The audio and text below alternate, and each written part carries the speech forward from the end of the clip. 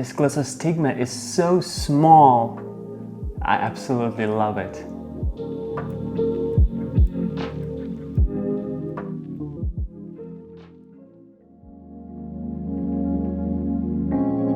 Hey, and what's up guys, Yuris here, and yeah, welcome to this video. In today's video, I'm gonna give you an update on the 120 centimeter aquarium behind me. And as you have seen from the intro sequence, it's finally starting to look like something. Mainly, I have had super bad diatoms and algae issues in this aquarium, and I would say it was the worst start I have had in the past years. And what have I done to overcome it so it now looks actually quite nice? It's starting to look like I have envisioned it from the beginning.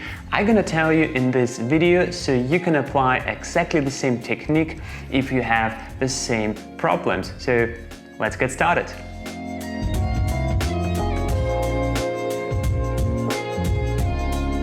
Let's kind of go back in time and see what has been the case with this aquarium. So as I showed you in the previous video, I was suffering and struggling with really massive diatoms in this aquarium. And diatoms are some kind of bacteria or algae, I don't know exactly what it is. It is definitely something very common in the early phase of the aquarium, and usually it comes quickly and it disappears also kind of quickly within a few weeks time, at least if you do all things right and you have a good algae crew in your aquarium. So what was the case with my aquarium?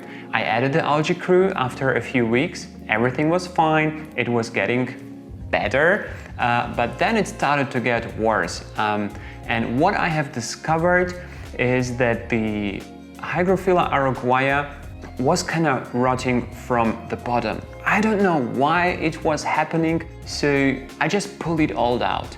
I pulled it out and I saw the roots, they were brown, they were slimy, not like healthy white roots as you would expect them to be in a healthy environment. So something was wrong, and yeah, I pulled them all out.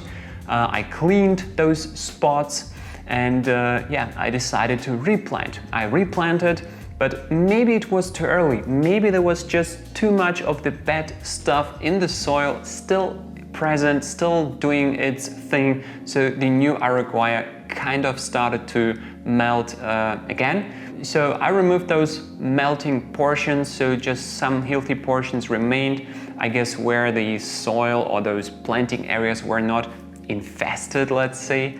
So they remained, and I filled in a little bit of good old ECHINODORUS TENELLUS red. So yeah, this is like a new addition to the aquarium. Other than that, I kind of stick to my good maintenance routine. So I think one of my mistakes was in the beginning I was doing too little water changes. I'm a few days not at home every week right now because of work, and I have very limited time. When I come back home there is so much to do, and yeah, it all doesn't help, you know. The algae doesn't care if I have, you know, too much work and too little time to do the water changes. So I try to do my 2 weekly water changes, like really big.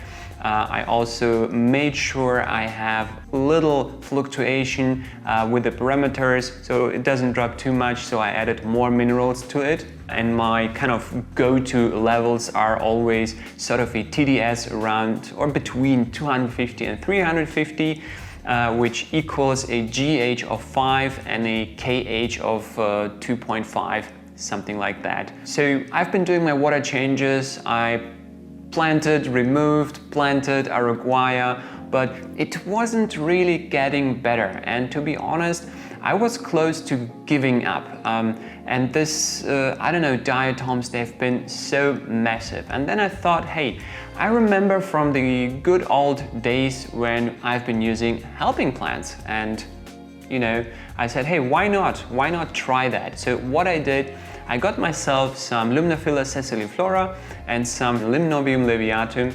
and just tossed inside the pots so, you know, they can grow and yeah, just uptake the nutrients and help the system to get balanced. Because in an iwagumi like this one, you have very little biomass. If you think of it like the huge amount of soil, the big water column, and just a tiny, tiny carpet of plants. So in every other aquarium, you have much more biomass. So maybe that was my mistake. I kind of underestimated the, you know, the little amount of biomass I have in here. So by adding the helping plants, I guess it has helped a lot. Ironically, the Limnobium labiatum melted away as well. First it was growing fine, but then it melted away, like for no reasons. I don't know, I just got rid of it and replaced it with Phyllanthus fluitans, like I mentioned before. And slowly, but slowly, things started to get better.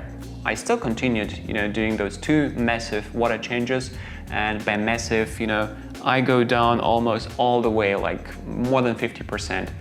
And I've been removing as many diatoms as I could, possibly myself, and slowly, but slowly things started to look better. So simply, you know, I gave it some time. But I would say it was not only time, it was the combination of manual removing, cleaning, being consistent with things, stabilizing water parameters, and also adding those helping plants. I think they really helped balance the aquarium.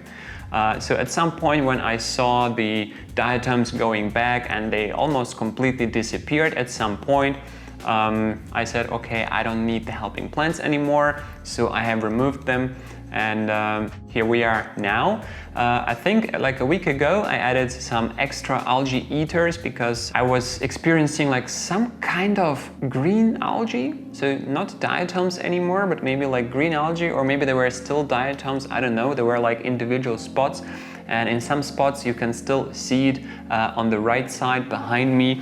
Over here there is a tiny little bit left, and in the rear right corner also a little bit of that fluffy green algae. Maybe it's diatoms, maybe it's green filamentous algae, I'm not completely sure what it is, but either way I added 40 extra Amano shrimps in addition to those fancy shrimps I had there before, which kind of slowly, I don't know, one by one faded away. I still have some left, and I haven't counted how many I have of them left, but anyway, I added 40 Amano shrimps. They're small, so like baby size Amanos, but they're doing already an incredible job.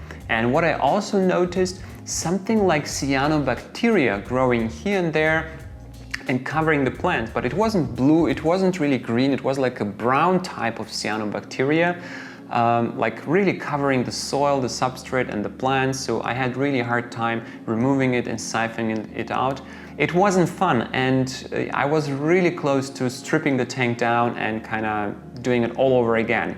But suddenly it started to look better, and I would say here it is key just to be patient, and I think it is important with our hobby to be patient, because I think we're used to quick success.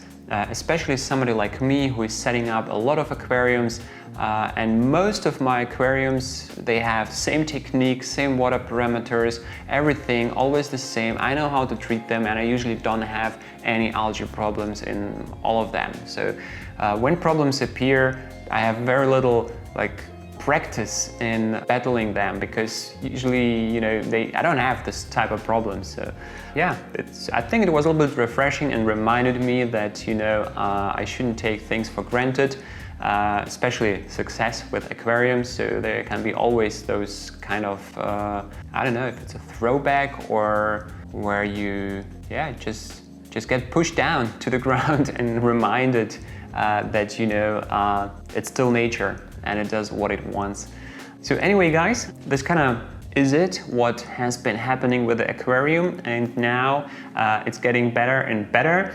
I see the Glossostigma filling in. I've been trimming Glossostigma several times in between when I saw little bumps, so I try to keep it super narrow, and Very interestingly, this Glossostigma is growing super compact. So it is the first time I'm using the Danilo plants Glossostigma. Before that, I always used the Tropica Glossostigma. So it's not the one or the other. So maybe it's just the system that is having an impact on the growth of the Glossostigma. But it's so compact. I really like it. So it really looks like in Japan, in the Nature Aquarium Gallery, very narrow, just like 5 millimeters above the soil, very small leaf size.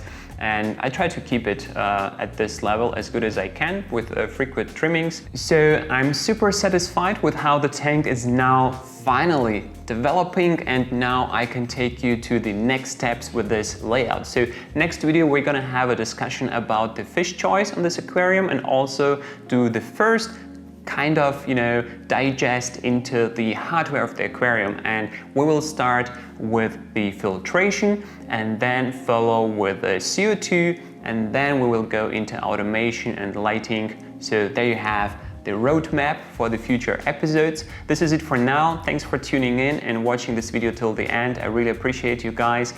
If you're not a subscriber yet, please hit the like button and subscribe to my channel. And I'm gonna see you in the next one.